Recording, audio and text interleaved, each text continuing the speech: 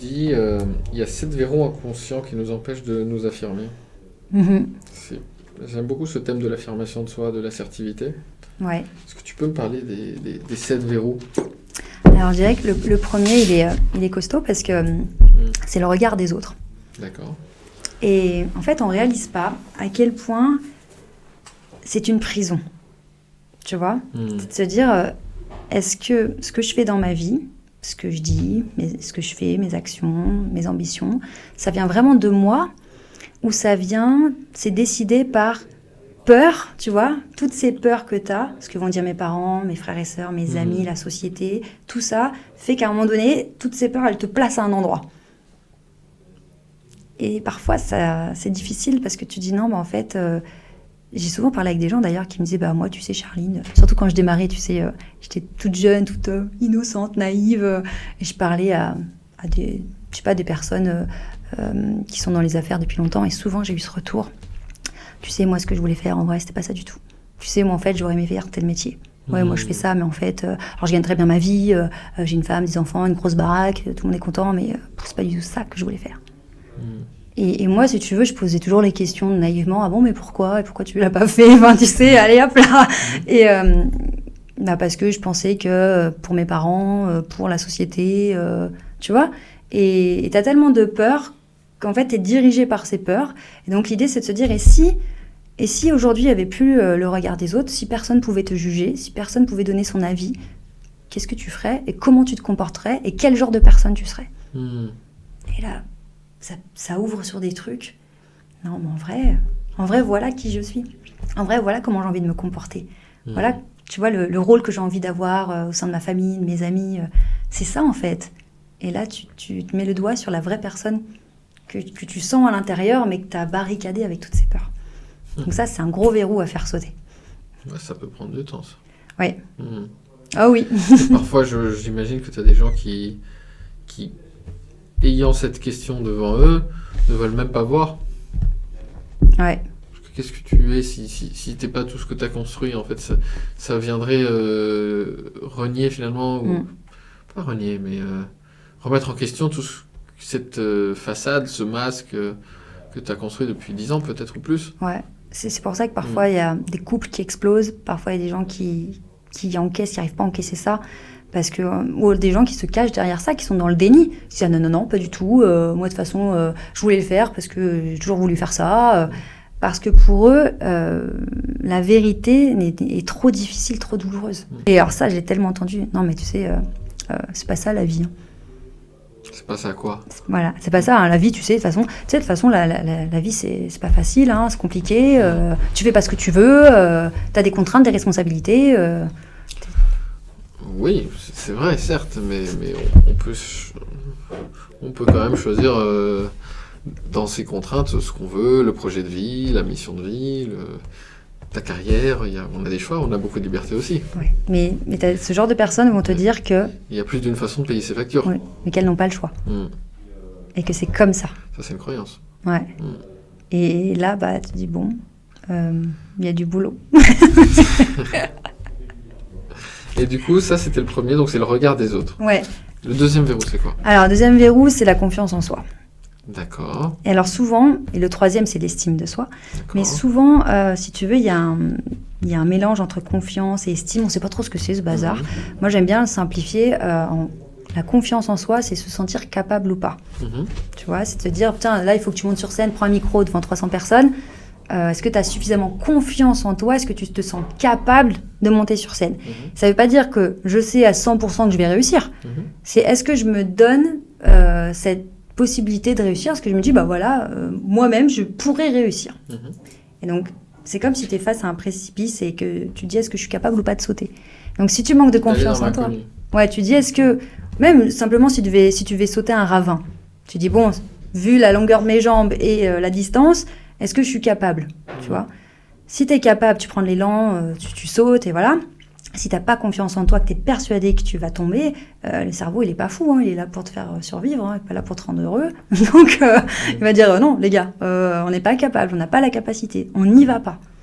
Et donc, c'est vraiment ça. Pour moi, ça compte beaucoup dans le passage à l'action. Okay. Et si je devais faire un parallèle avec mon parcours, on me dit souvent, mais comment t'as fait, mais quelle confiance en toi tu dois avoir pour avoir réalisé tout ça, d'être partie de zéro et tout ça. Et je sais pas vraiment comment, j'arrive pas encore à l'analyser, mais j'étais tellement, tu sais, en mode foutu pour foutu, allons-y, tellement surprise du n'importe quoi de ma vie, de mon corps, que je me dis, on n'est pas à l'abri d'une bonne surprise. Donc, j'y allais en me disant, je vais peut-être pouvoir réussir, on sait pas. Donc, cette confiance, après, elle est venue parce que je voyais que oui, bah tiens, ça passe. Bah oui, ça a l'air de marcher. Hey, je suis pas si nulle que ça, en fait. Et donc, on voit qu'on a des capacités. Et l'expérience nous prouve qu'on a des capacités. Donc, ça nous rend plus forts. Ok. Donc, comment tu la développes, du coup, la confiance en soi? Alors, moi, je dirais par l'expérience. L'expérimentation.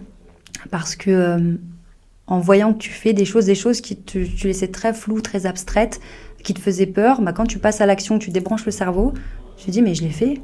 Mais je suis complètement dingue. Mais je l'ai fait. Bon, finalement, ça s'est pas si mal passé.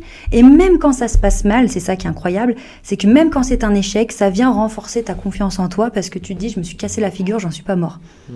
Donc, dans tous les cas, j'ai envie de dire, passez à l'action, ramassez-vous, cassez-vous la figure, ça va faire monter la confiance en soi. Mais évidemment, attention, parce que si on passe son temps à avoir un dialogue intérieur négatif ou à être avec des gens malveillants ou inconsciemment toxiques, le premier échec, on va s'enfoncer. Donc là aussi, c'est quand même important d'avoir conscience qu'on se ramasse, mais qu'il y a quand même un petit boulot à faire pour se relever. Okay.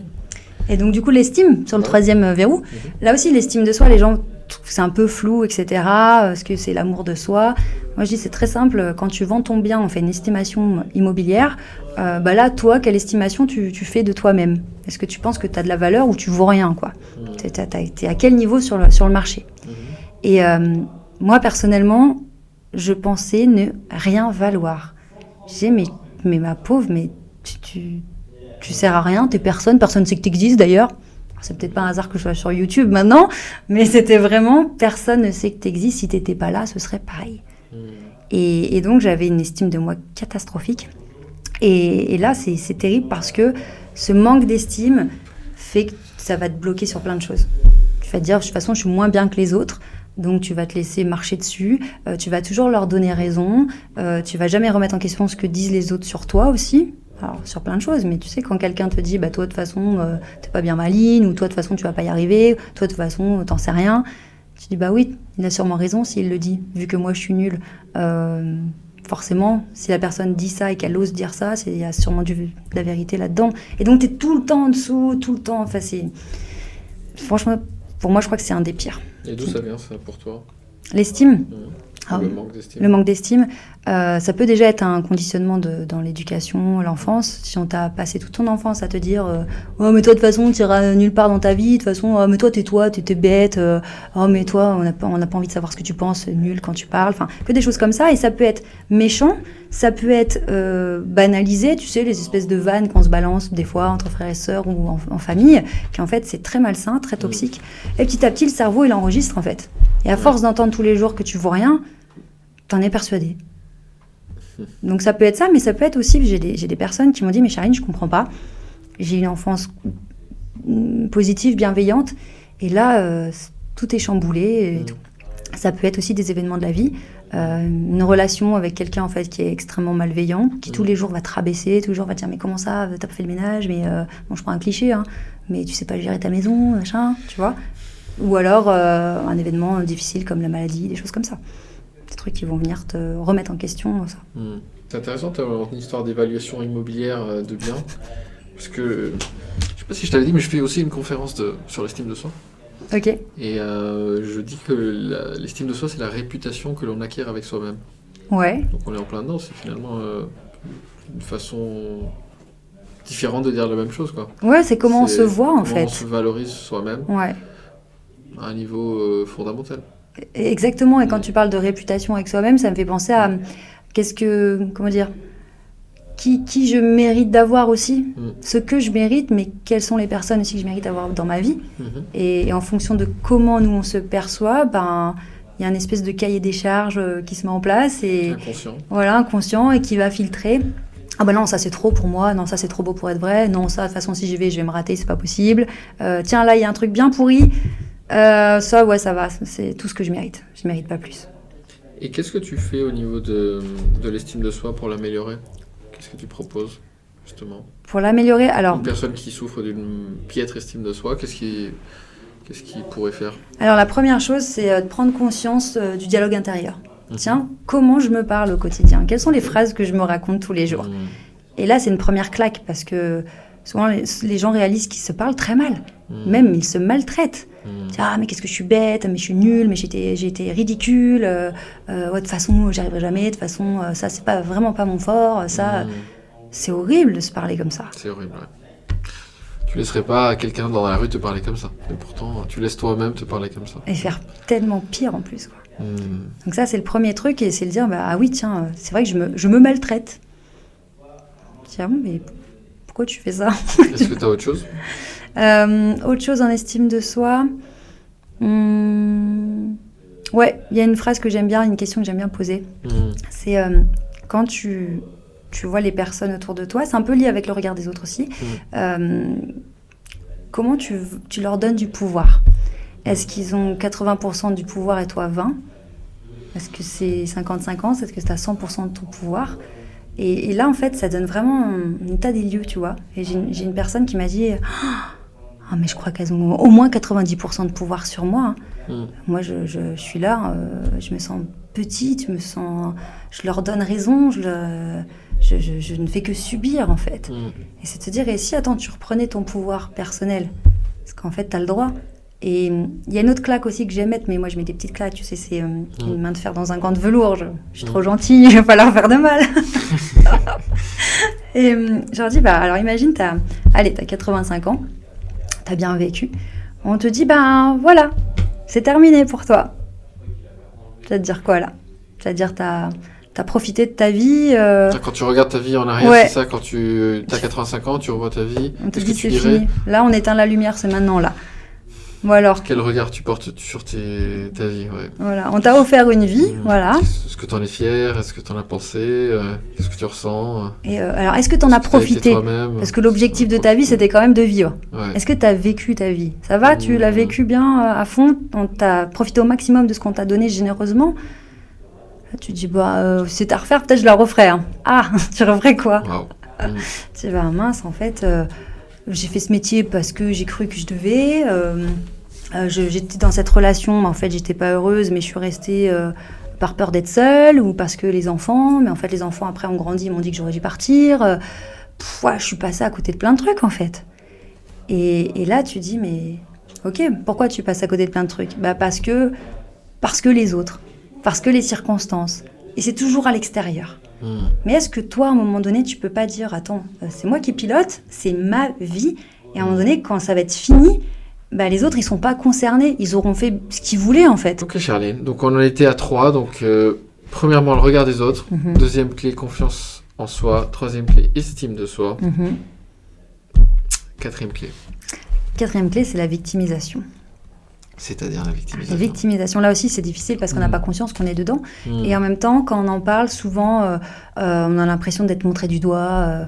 T'es nul, tu fais ta victime. Tu sais, c'est le côté un peu pervers du dev perso, parfois. Écoute, il faut y aller, il faut te bouger les fesses, tu vois. Arrête de faire ta victime, prends tes responsabilités. Oui, d'accord, mais attends, on est des êtres humains quand même, tu vois. Et je prends mon exemple, j'étais dans la victimisation pendant 10 ans, de mes 15 à 25 ans, parce que j'étais victime de mes problèmes de santé.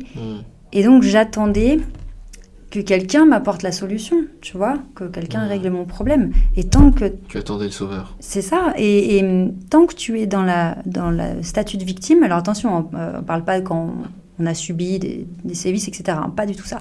Mais quand on est psychologiquement en mode victime, même si c'est difficile, même si factuellement ce qu'on vit c'est dur, en fait, se dire qu'on est victime d'un truc nous enlève tout pouvoir de nous en sortir. Et pour moi, c'est important de passer de victime assumée, voilà ce qui m'arrive dans ma vie, c'est difficile, c'est dur, je m'en prends plein la tronche, voilà, c'est dur, mais je deviens acteur, actrice. En fait, je sors de la victimisation en mode... Ok, tu vois, j'ai ça sur mon dos, ok, j'ai ça à porter, mais je vais me renforcer pour pouvoir avancer malgré ce truc. Et donc, la victimisation, c'est terrible. Tout à l'heure, on parlait des gens qui se plaignent. c'est ça. C'est la personne, elle se plaint. Tu dis, elle espère que quelqu'un vienne l'aider. Bon, elle fait que saouler les gens. Et puis quand t'as quelqu'un qui arrive, mais tu pourrais pas faire un truc, t'as pas une solution. Et là, tu donnes à la personne 2 options. Soit tu restes dans ta victimisation, et de toute façon, rien ne va changer. Soit tu réfléchis, on réfléchit à trouver un début de solution, un début d'aide, un début de truc, tu vois. Et parfois, c'est pas facile. Ce qui est important, c'est de comprendre que sortir de la victimisation, ce n'est pas renier ce qui s'est passé. Oui, tout à fait. Parce que souvent, on a l'impression, ouais, mais si je prends mes responsabilités, je passe à autre chose, ça voudrait dire que ça ne compte pas ou que moi, j'ai pas ça. Si, on assume. On assume. Ouais, tout à fait. T'as ramassé, c'est très difficile. Et tu sais quoi, t'es un warrior. Tu sais quoi, t'es super forte. Et en plus, dans ton action, tu es admirable. Et justement, c'est intéressant parce que tu disais tout à l'heure, faut pas leur... Il y a des gens qui vont dire, arrête d'être une victime, bouge-toi les fesses et tout. En général, là, quand tu dis ça à quelqu'un, t'es en mode persécuteur. Parce que t'es en train de dénigrer la personne. Déjà, t'as peut-être rien demandé. Deuxièmement, ou alors tu te prends un peu... T'es entre persécuteur et sauveur. Et du coup, tu l'aides pas, en fait, en dénigrant la victime, quelque part. Exact. C'est quand même important de se rendre compte que c'est pas de ça dont elle a besoin, c'est pas forcément cette nourriture-là dont elle a besoin pour se sortir du truc. Mais si c'est toi la victime dans cette situation, c'est pas non plus en attendant le sauveur que ça va se passer. Et comment il s'appelle, Karpman, tu sais, l'auteur du fameux triangle de Karpman, dans son livre, parle du fait que pour prendre conscience de sa position, c'est intéressant aussi de se dire, et si, en tant que victime, j'étais pas aussi 10% sauveur, 10% persécuteur, c'est-à-dire un petit peu des autres quand même. Parce que quand tu te places en victime, en mode « Oh, pauvre de moi, comment je vais faire, je sais pas, j'y vais jamais arriver tout seul », t'es un peu un persécuteur aussi. Parce que t'es en train de saouler les autres avec ta victimisation. Et t'es un peu un sauveur aussi, tu vois. Et du coup, à chaque position du triangle, t'es un petit peu dans les autres aussi. Tu vois, quand tu cherches à sauver toujours les autres, quelque part, 10%, t'es quand même un petit peu en train de les persécuter parce que tu te sens meilleur, tu vois, tu sens que toi, tu sais mieux que eux. Puis tu les empêches de se déployer aussi. Et tu les empêches de se déployer aussi. Tu rends indispensable à eux dans leur vie, donc ils sont moins autonomes parce que tu viens tout le temps les sauver. Mais du coup, ça te donne du sens à ton existence, donc ça te rassure. C'est fou en fait jusqu'où ça va. Ouais, et puis il y a cette question, qu'est-ce que je vais chercher, quel est le besoin que tu cherches à extorquer en tant que victime, quoi. Est-ce que c'est de la reconnaissance, de l'amour des autres, de l'écoute, et peut-être que tu peux obtenir ce besoin sans l'extorquer, juste de façon claire. Ouais, et tu sais, ce qui est difficile aussi, ce que j'ai compris, c'est que on peut se dire, alors, ok, il faut sortir du triangle de Karpman, il faut arrêter de victime, sauveur, machin, truc, manipulation, ok. Il faut être responsable, il faut être autonome. Et après, tu dis, je suis autonome, je me gère, j'ai pas besoin des autres, donc c'est bon. Mais du coup, on en fait quoi des autres dans tout ça ? Parce qu'on est quand même des êtres sociaux. Et en fait, c'est vraiment ce paradoxe entre je suis un être individuel qui doit s'autogérer, comprendre son mode d'emploi, son fonctionnement, moi je dis toujours faire équipe avec soi-même, voilà, c'est bon, on s'autogère. Mais en même temps, je vis avec les autres. Donc de la négociation, des compromis, des tensions, de l'intelligence émotionnelle, relationnelle. Donc c'est parfois difficile de trouver l'équilibre.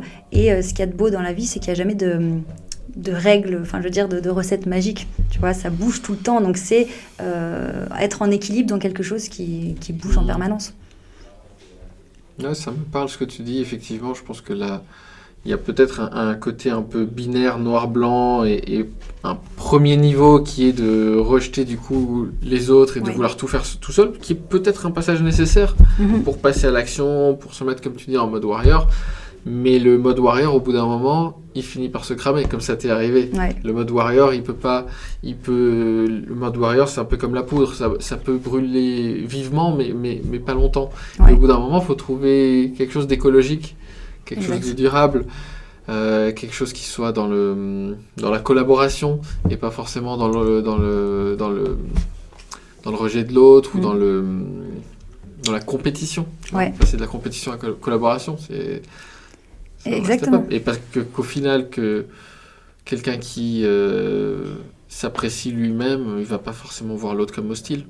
Oui. Et puis, il va arrêter aussi d'être en mode warrior parce qu'il va se dire, mais attends, ça va, j'ai donné. J'ai rien à gagner. Je vais arrêter de me torturer comme ça, c'est bon, on va jusqu'à quand être warrior. Et moi, j'en vois des personnes que j'accompagne, elles ont toujours le syndrome de l'imposteur, je suis pas assez, il faut que je fasse plus, il faut que je fasse plus, il faut que je me bouge les fesses, dev perso à fond, tu vois. Il faut que je fasse péter mes blocages. Tu vois, quel blocage ce qui m'empêche d'atteindre mes objectifs, il faut. Je dis bon, c'est bien, on a tout donné là, on était à fond, c'est super, tu t'es sorti de ton gouffre, ok, t'as grimpé. Est-ce qu'à un moment donné, on peut se dire, voyons le chemin qu'on a parcouru, être un peu fier de soi et se dire, maintenant je mérite l'apaisement, quoi. Ouais. Et puis parfois, j'ai des gens en tête quand tu parles de ça, je vois deux, trois profils que je connais quand tu me parles de ça, j'ai envie de leur dire, mais peut-être qu'il n'y a aucun blocage qui t'empêche de rien du tout.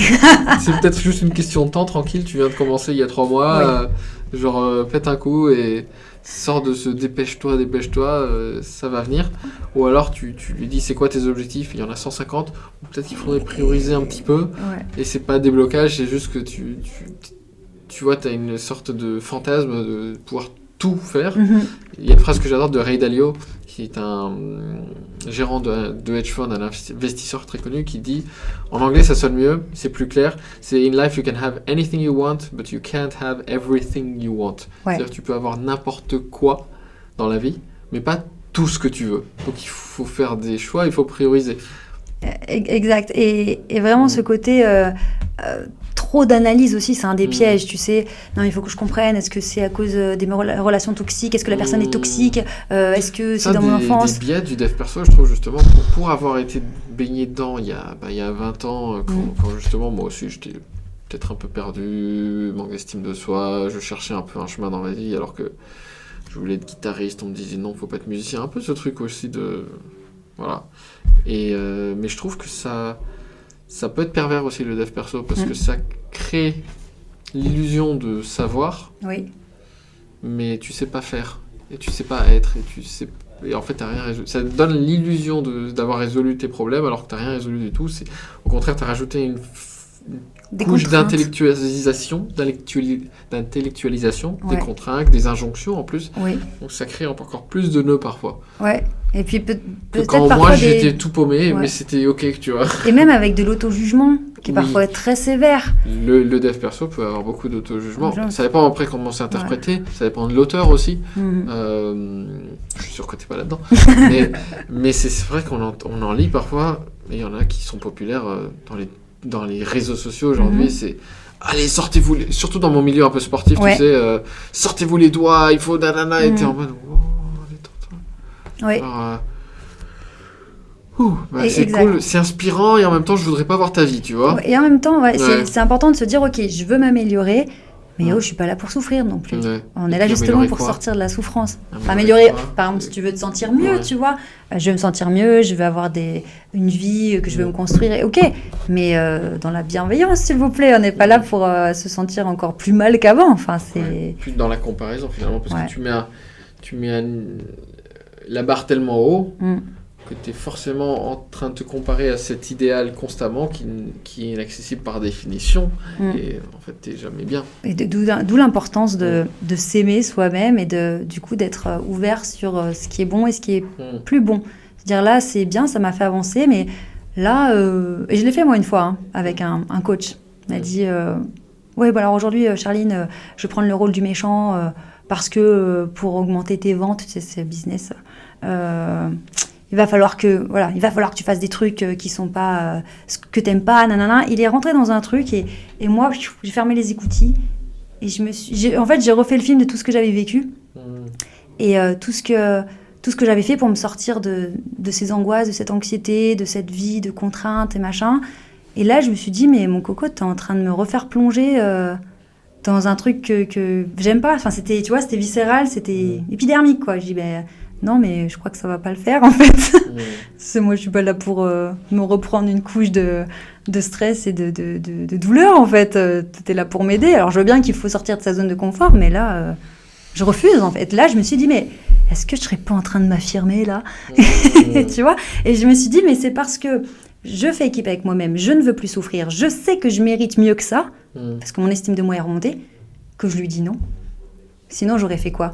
Syndrome de la petite fille. Ah bah oui, on va faire ça, bah, je vais le faire. Ah non, mais j'ai pas du tout envie de le faire. Ah non, je déteste faire ça. Ah non, j'ai très peur, ça me torture. J'endors pas la nuit, mais si tu le dis, je vais le faire. Hein. Parce que t'es forcément mieux que moi, vu que je suis moins bien que tout le monde. Et j'aurais encore subi. Mais là, voilà, c'était une victoire. J'ai dit non. Super. Moi, je veux bien qu'on les finisse. Allez, alors le verrou suivant, ouais. Donc on a parlé de la victimisation. Le verrou suivant, c'est les injonctions. T'en as parlé tout à l'heure. Tu vérifies? Les injonctions. Les injonctions. Il faut, il ne faut pas. D'accord. Tu dois, tu ne dois pas. Ce qui peut rejoindre le regard des autres. Voilà, il ne faut pas, par exemple, il ne faut pas être visible, il ne faut pas faire de l'ombre aux autres. Et donc, c'est des phrases, des croyances qu'on a... Depuis l'enfance, souvent. Et quand on a du mal à s'affirmer, on a souvent eu... j'ai souvent des retours de « Ah bah moi, on ne demandait pas mon avis, je n'avais pas à donner mon avis. Les enfants ne parlaient pas à table. » Tu sais, des trucs comme ça. Du coup, bah, tu es persuadé que de toute façon, tu n'as pas ton mot à dire dans la vie. Et que tout le monde s'en fout. Donc au pire, en plus, ce que tu vas dire, c'est débile. Ouais. Donc forcément, quand tu es en réunion, tu n'as pas spontanément envie de parler, quoi. C'est intéressant. Et du coup, comment je me débarrasse de mes injonctions? Alors, comment on se débarrasse? Il faut déjà, encore une fois, les identifier. Donc, se dire, tiens... Prendre conscience. Ouais, il n'y a pas des trucs qui dirigent ma vie. Et là, encore une fois, on se prend en flagrant délit de dire, il faut, je dois, il ne faut surtout pas. Et ce qui peut être sympa, c'est de dire, je veux faire ça. Je veux pas. Ou je décide de faire ça. Parce qu'au moins, tu te poses la question. Quand tu dis, il faut... tu vois, dans n'importe quoi, il faut... T'es encore avec l'extérieur. C'est un truc. Il faut. T'as pas à réfléchir. C'est vrai que il y a une réalité quand même, mais si on pousse le truc à l'extrême, il faut rien du tout. Hein. Tu peux aller devenir SDF dans un parc et juste manger des sandwichs et dire bonjour aux oiseaux. T'as pas besoin d'avoir une vie dans l'entreprise, de faire d'aller au boulot 45 heures ou 35 heures ou je sais pas quoi. Il n'y a pas de il faut en réalité. On se les invente. Et la question c'est, et si jamais tu le fais quand même, il se passe quoi? Ma famille va me rejeter, ils vont me dire que je suis égoïste, ils vont me dire que machin, enfin tu vois, c'est encore une fois le regard des autres, le rejet. Ouais. Donc les injonctions, c'est encore un morceau costaud. C'est encore un morceau costaud, et ça psychologiquement, je pense que ça va prendre un peu de temps quand même. Non ouais. Parce que les injonctions sont coriaces souvent. Et puis c'est très mêlé à la famille, l'histoire familiale, et ça rejoint le verrou suivant qui est la honte et la culpabilité. Je vais te retenir juste sur la famille parce que moi je pense que c'est c'est puissant et pour moi pardon maman si t'écoutes ça ou papa non moi ça a été un vrai verrou qui a sauté de cesser d'être le larbin de mes parents, larbin psychologique hein, je m'entends relativement bien avec mes parents mais je me suis vraiment rendu compte dans les 3 dernières années qu'il y avait plein de petites choses où je disais pas non, où j'acceptais sans réfléchir des croyances qui venaient de mes parents. Et maintenant, je les trouve complètement débiles. et j'ai aucun problème à leur dire quand je trouve que ce qu'ils me disent, c'est totalement débile. Ouais. Et j'ai pas du tout peur de perdre un membre de ma famille parce qu'on n'est plus en accord, tu vois. Ça, c'est complètement OK. Enfin, je suis vraiment très à l'aise avec ça. Et donc, ça, pour moi, c'était un gros verrou. Famille ou belle famille, ou tu vois, ça peut être aussi des amis... Des collaborateurs, s'il y a quelqu'un qui doit partir parce qu'il ne correspond plus à ma façon de voir les choses, c'est cool quoi. Parce que tu es suffisamment solide à l'intérieur finalement. Comme tu es solide, ça ne te fait pas peur de te détacher. Et ce qui est compliqué, je trouve, avec les parents, c'est que comme ils nous élèvent, on est éduqués par eux, on découvre le monde à travers eux, à travers leurs croyances. Et ensuite, on s'en détache et on découvre d'autres choses. Et alors, si on choisit de rester dans leurs croyances, bon ben voilà, on est tous dans le même système de réalité, quoi, voilà. Et si on décide, on décide ou on va vers d'autres choses, bah, parfois il y a un choc des cultures. Ouais. On se dit, mais attends, mais t'es là-dedans, maman? Choc des cultures, choc des croyances, choc des préjugés, choc des injonctions, justement. Voilà. Parce que quand tu commences à dire, mais attends, mais d'où? Ça vient d'où ce truc? Pourquoi? À quel moment, en fait, tu vois? Ouais. Ah, parce que c'est comme ça. Mais c'est comme ça d'où? Je suis pas... Voilà, Arrête de projeter tes trucs à toi chez moi, quoi. Et donc là aussi, il y a ce côté où il faut désobéir et se rebeller par rapport à ça. Et ça, c'est pas facile. Parce que si on a peur inconsciemment d'être puni, d'être rejeté, on va pas se rebeller. Et ça, c'est un truc où beaucoup de gens, on les perd là-dessus, je trouve. Le côté, ah non, mais tu vas pas détruire une famille, ah non, mais mon père, je dois lui parler. Ben, si ton père, tu te rends compte que tu dois plus lui parler, ben, ou alors si le fait que toi, tu reposes une limite adulte, qu'il ne l'accepte pas et que ça aboutit à vous parler plus, c'est quoi le problème? Et ça, il y a des gens, je sais, qui vont écouter ça. Ouais. Nico, non. Quand même, on ne peut pas aller jusque-là. Mais après, c'est une histoire. histoire. Qui sont toxiques, hein. C'est le 7e verrou, tiens. C'est un vrai sujet. Les vampires toxiques, le 7e verrou. Je l'avais pas lu, mais. Voilà. Comme quoi c'est cohérent, okay. C'est bien. Ok. Non, mais du coup, ouais, non, je te rejoins vachement. Et en tout cas, c'est mon expérience aussi que d'avoir remis de l'ordre consciemment dans mes relations avec des personnes de ma famille, ou alors coupé complètement avec d'autres. C'était... Mais tu vois, là où j'ajouterais même, tu vois, c'était pas que la conséquence de peut-être être plus solide, etc. Mais je pense que c'était aussi la cause. C'est-à-dire qu'il y a aussi un effet d'auto-alimentation, c'est-à-dire que en coupant, tu dis, ah bah ouais, je peux le faire. Et je me sens mieux d'ailleurs. Et je reprends ma place. Ouais. Ah ouais, exactement. Et là aussi, c'est important de comprendre que la qualité de nos relations a un impact sur la qualité de notre vie, de notre bien-être. Parce que souvent, on croit que c'est juste un problème. Voilà, c'est nous qui avons un problème. Et puis, ça se passe plus ou bien, bien ou mal avec les autres. C'est un vrai bazar, tu vois. Tu te dis, mais attends, là aussi, tu as du pouvoir. Là aussi, quelque part, tu as ta responsabilité. Ouais. Si tu n'as que des relations toxiques, à un moment donné, il faut te poser une question. Pourquoi ? Et c'est aussi réaliser qu'on a la possibilité, en effet, de prendre des distances avec des gens, couper les ponts ou même une distance émotionnelle, parfois, se protéger et, à l'inverse, investir, enrichir des relations qui, en fait, sont super bien. Oui. Donc ça change beaucoup les choses. On en était au combienième là déjà ? Là c'était le 7e, c'était les relations toxiques. Non mais avant on était juste des injonctions. Ah oui, alors il y avait les injonctions, puis il y avait la honte et la culpabilité. Comment ? C'est des outils de contrôle finalement. Surtout dans l'éducation des enfants. Alors oui, dans la honte avec les enfants, mais je dirais que ça va même plus loin sur le côté perso. Dis-moi. C'est que... Comment tu sais, on parle beaucoup d'authenticité. C'est vraiment un mot à la mode, je trouve. Il faut être authentique dans la vie, etc. Ouais. Et finalement, on peut vite se perdre parce que tu veux tellement être authentique que tu peux tomber dans un rôle, tu vois. Je suis ce genre de personne quand je suis authentique, voici mes valeurs, etc. Et j'ai beaucoup réfléchi à ça et je me suis dit à un moment donné, mais quand tu te rejettes, quand tu rejettes une partie de toi-même, imaginons que tu rejettes 40% de toi. Ta vie, ton physique, ton passé, tout ce qu'on veut, on met tout dedans. Tu rejettes 40% de toi et tu te dis authentique. Si tu as honte des 40% que tu rejettes, tu vas essayer de les cacher. Si tu as honte ou que tu culpabilises de cette partie que tu rejettes, finalement, tu vas montrer que 60% de toi aux autres et au monde. Comment dire que tu es authentique si tu ne montres que 60% et que tu nous caches 40% parce qu'il y a plein de trucs que tu n'as pas réglés et que tu te rejettes. Et donc, finalement, se dire, est-ce que être authentique, ce serait pas s'accepter à 100% et donc, accepter mon ombre. Voilà. Pour reprendre un peu, comment il s'appelle, Jung. Ouais, exactement.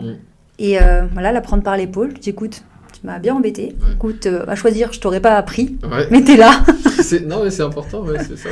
Et quand je parle avec mes clients d'acceptation personnelle, il y a souvent ce côté ouais, mais je peux pas accepter que je suis en surpoids, je peux pas accepter que je dis mais c'est vraiment ce que tu dis,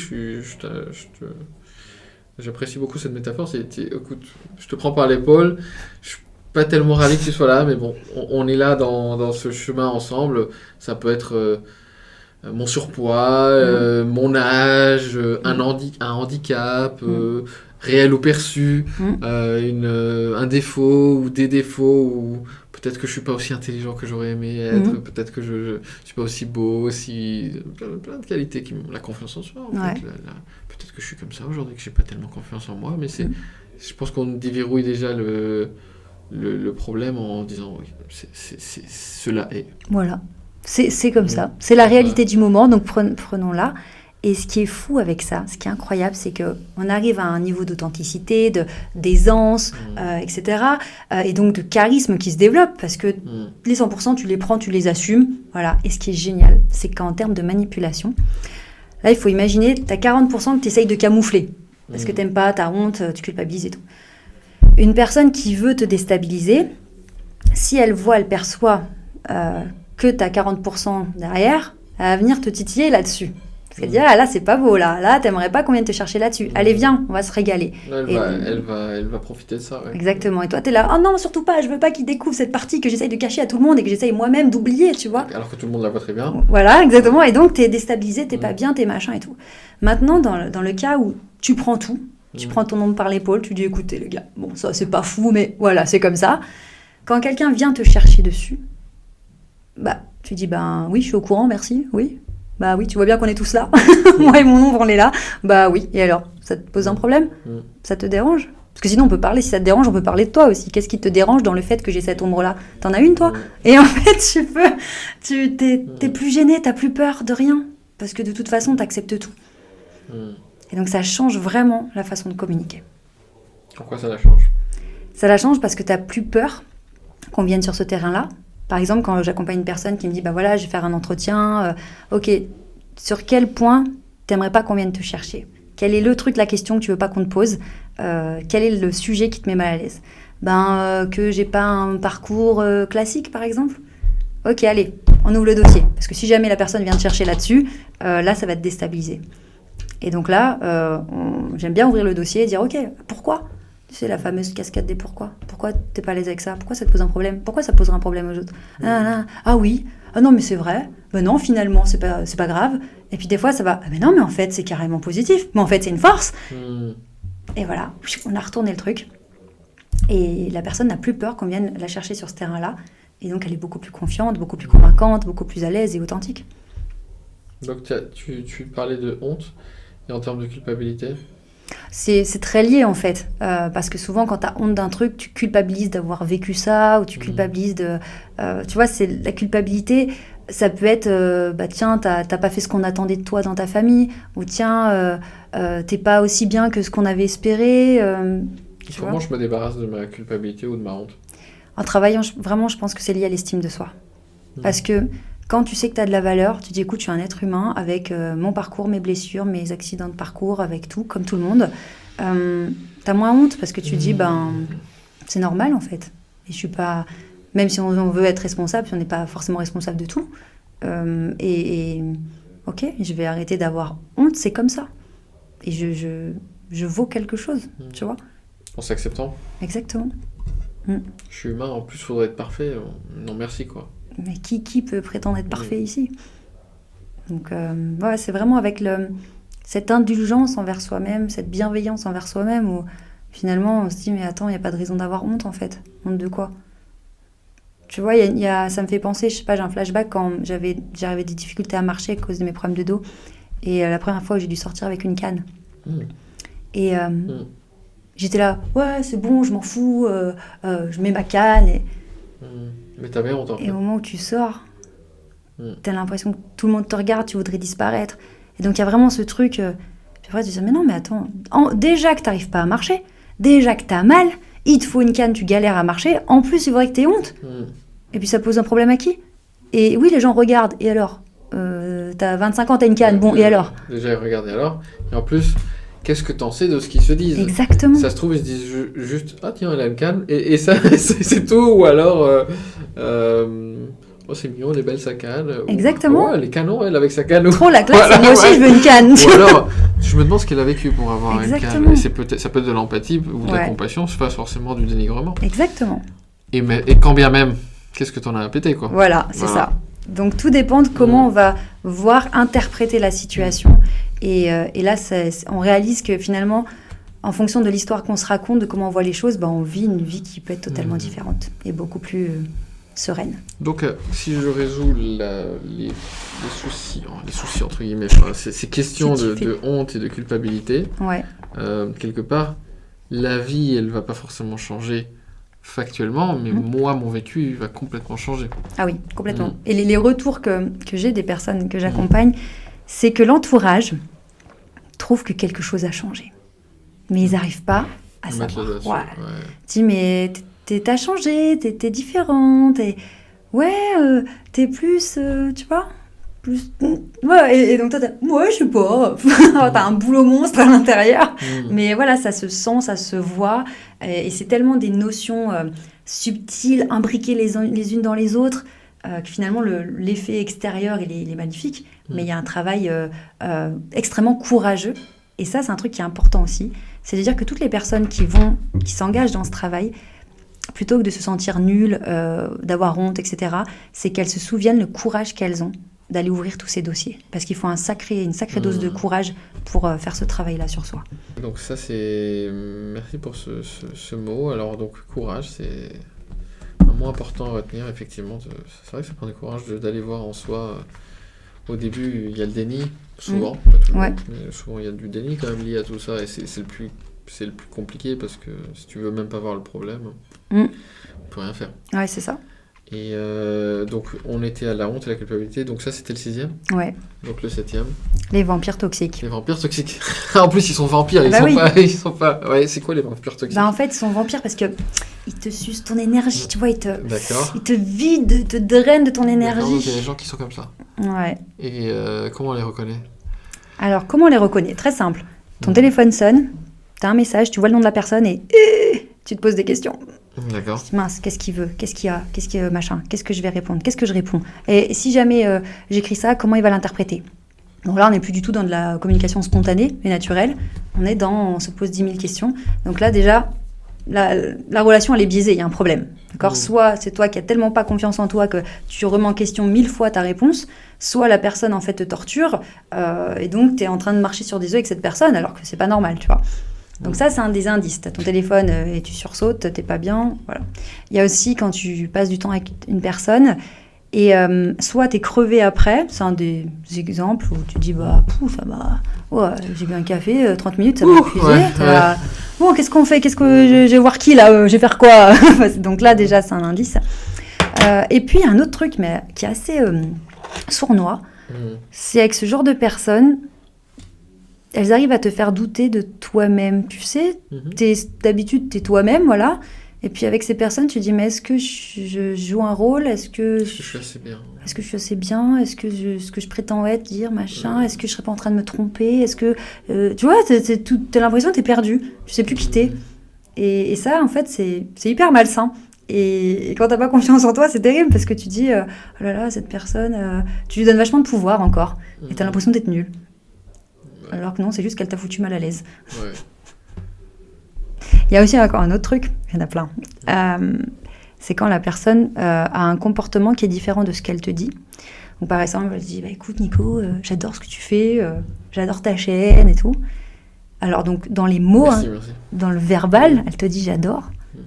Mais tout le reste, en fait, ça colle pas.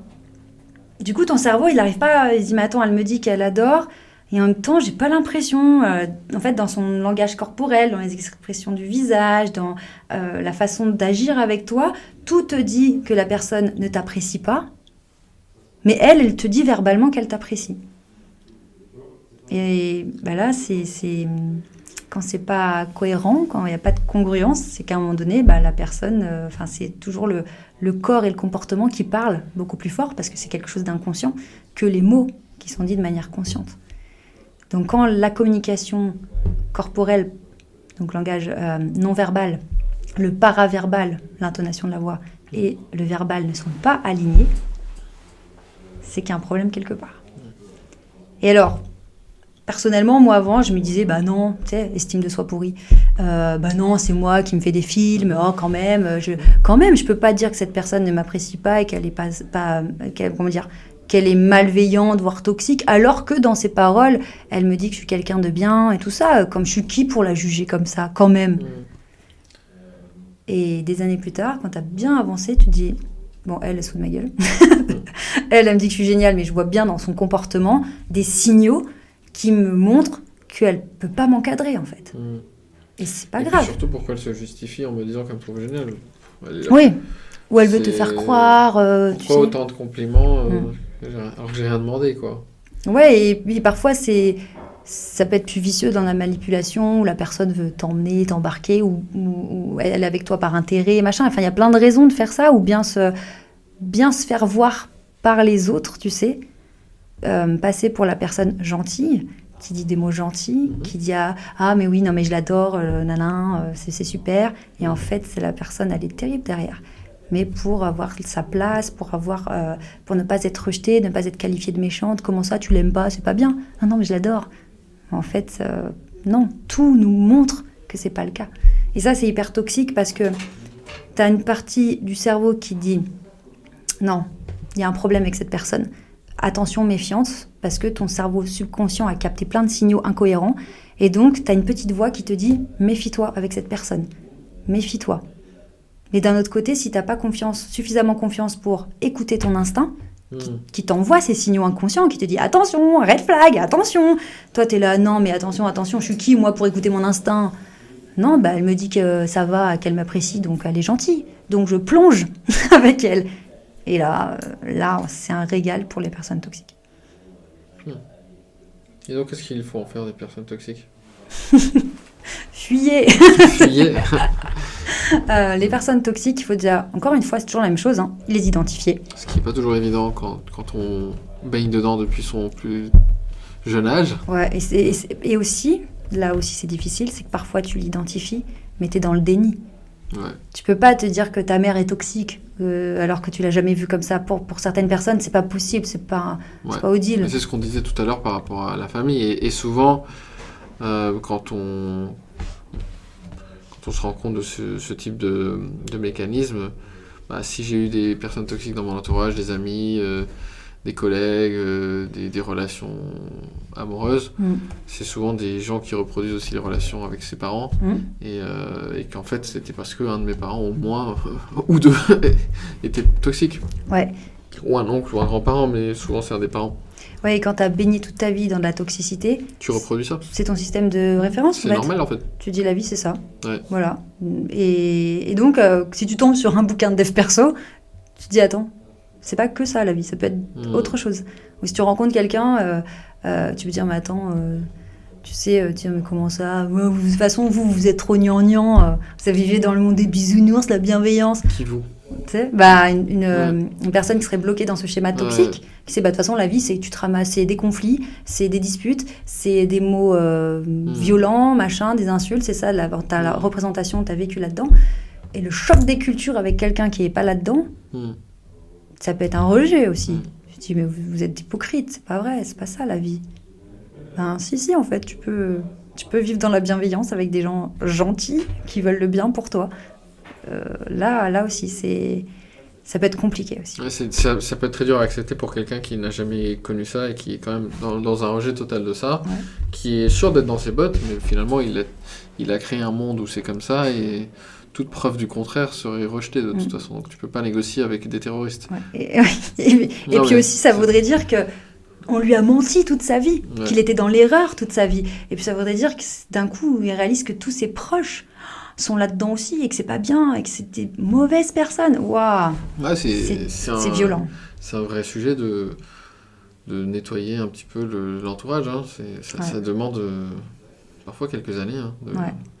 Les amis, les relations personnelles, romantiques, professionnelles. Exact. Dans la famille, jusqu'à trouver un truc un peu équilibré ou propre.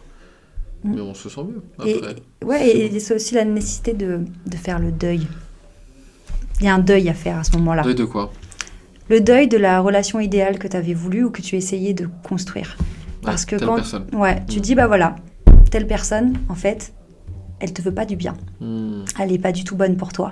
Quand tu la fréquentes, elle diminue ton énergie, ton pouvoir, elle te diminue, et elle veut pas le bien pour toi. Donc déjà, tu essayes de trouver du sens à ça, tu dis mais pourquoi? Bon, c'est pas la peine d'essayer de chercher. À un moment donné, c'est de se dire c'est pas bon.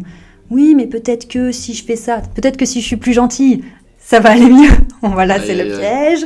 Ouais. Mais c'est de se dire ok, en fait, cette personne-là, la relation que j'ai avec cette personne, ce n'est pas ce que j'avais imaginé, ce n'est pas ce que j'avais espéré. Et donc là, il y a ce deuil de relation idéale à faire, qui est difficile parfois. Et une fois qu'on fait ce deuil, et ben on prend de la distance, on se dit bah voilà, moi je m'entendrai jamais avec mon père, je m'entendrai jamais avec mon frère, je m'entendrai jamais avec telle personne. Mais on n'est pas obligé de toujours couper les ponts, mais c'est important d'avoir ce deuil et faire ok. Ouais. En tout cas pour l'instant c'est comme ça que ça se passe. J'avais cette discussion avec quelqu'un et je lui disais écoute, tu peux avoir c'est pas comme ça que je l'ai imaginé dans ma tête, mais pour l'expliquer, j'ai dit tu peux avoir différentes catégories. La catégorie 1, c'est ton oncle, tu lui parles jamais, c'est terminé, finito. La catégorie 2, une fois ou deux par an pour le repas de famille, ça va, mais pas plus, tu vois. Catégorie 3, c'est tu mets de la distance, tu lui parles, tu prends un appel tous les 2 mois, mais ça va quand même, s'il faut dîner ensemble, ça va, mais tu veux, c'est quelqu'un qui est un peu fatigant, tu veux pas passer ta vie avec. Et tu vois, tu peux doser aussi en fonction de la personne. Si elle est dans ta famille, qu'elle est juste très relou et que tu veux pas passer ta vie avec, mais qu'une ou deux fois par an tu as un dîner avec, c'est pas la fin du monde. T'es pas obligé de lui dire, écoute, à partir de maintenant on se parle plus. Par contre, t'en as vraiment, c'est nécessaire. Tout dépend aussi de à quel point elle est gratinée dans sa tête, quoi, la personne, quoi. À quel point elle est toxique, quoi. Ouais, c'est ça. Et justement, pas binaire, je prends une image dans le livre, c'est j'appelle ça la boutique relationnelle.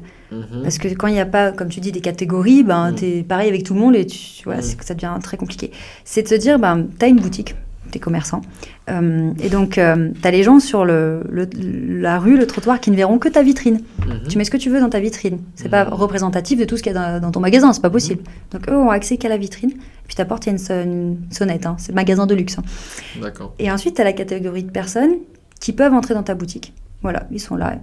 Et puis, tu as une autre catégorie de personnes qui a le droit d'aller dans la réserve, la salle de repos. Et ça, c'est le noyau que tu comptes sur une seule main.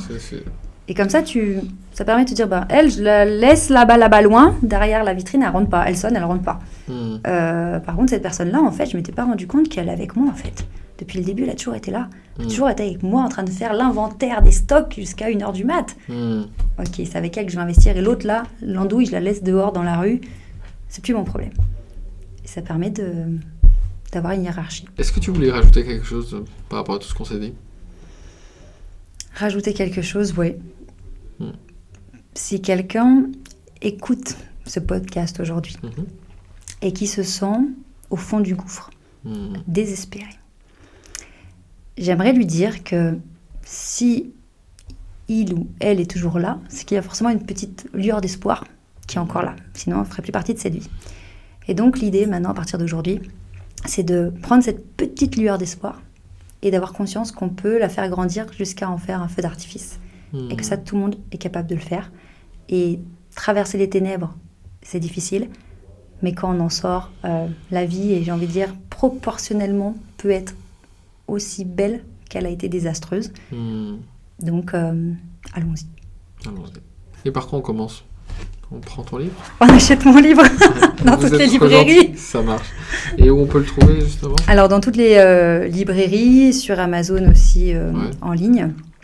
Et puis, on peut me suivre aussi sur YouTube avec grand plaisir. Sur YouTube, Charline Caron, on tape ? Ouais, Charline Caron. Ou sur Instagram ? Instagram, LinkedIn, TikTok, j'ai envie de dire. La totale. J'étais invisible et là, je suis partout maintenant. Elle est partout. Merci beaucoup, Charline. Avec plaisir. C'était un plaisir de faire cet entretien avec toi. Et je me suis beaucoup amusé. Et donc, à la prochaine, n'hésitez pas à nous suivre, à commenter, à nous poser des questions pour les prochains épisodes. Et à bientôt. Merci.